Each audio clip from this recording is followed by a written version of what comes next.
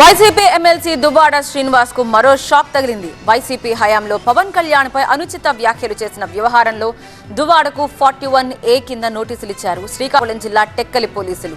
అయితే చర్యకు ప్రతిచర్య ఉంటుందని హెచ్చరించారు దువ్వాడ. 2022లో జనసేన అధినేత పవన్ కళ్యాణ్ ను చెప్పు చూపిస్తూ వివాదాస్పద వ్యాఖ్యలు చేశారు దువ్వాడ శ్రీనివాస్.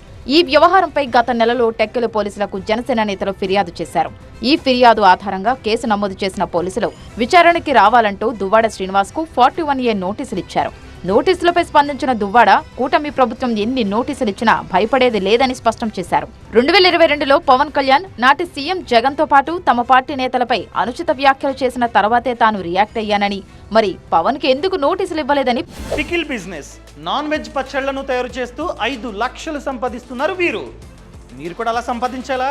అయితే ఫ్రీడమ్ యాప్ ని డౌన్లోడ్ చేసుకోండి ప్రశ్నించారు. మరి పవన్ కళ్యాణ్ మంత్రుల పైన చెప్పు చూపించి చెప్పిచ్చి కొడతాను వైసీపీ నాకు చెయ్యందినంత దూరానికి వస్తే కొట్టి పడేస్తాను, తొక్కి పడేస్తాను, దిక్కుమాలిన మాటలు.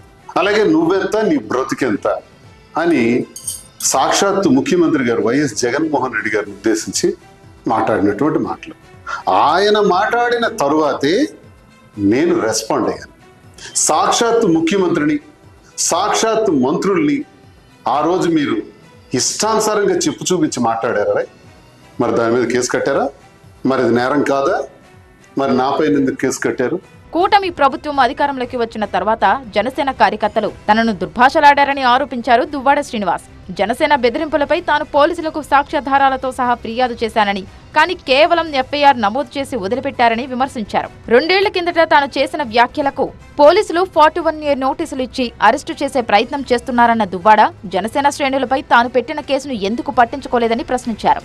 జనసేన పార్టీ కార్యకర్తలు నా మీద తూర్పారా పడితే వాళ్ళకి నోటీసులు లేవు, అరెస్టులు లేవు. నేను 2 సంవత్సరాల క్రితం మాట్లాడిన మాటలకు మాత్రం నా పైన 41 నోటీస్, అరెస్టుకి సిద్ధం చేయడానికి ప్రయత్నాలు. ఏంటిది?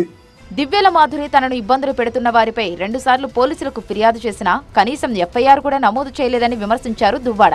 కూటమి ప్రభుత్వం తమపై కక్షపూరిత రాజకీయాలు చేస్తోందన్న దువ్వాడ మళ్లీ అధికారంలోకి వచ్చాక ఇంతకు ఇంత తిరిగి చెల్లిస్తామని హెచ్చరించారు. మరోవైపు తిరుమల శ్రీవారి ఆలయం ముందు రీల్స్ చేసిన వ్యవహారంలో కూడా దువ్వాడ శ్రీను, దివ్యల మాధురికి గతంలోనే నోటీసులిచ్చారు పోలీసులు.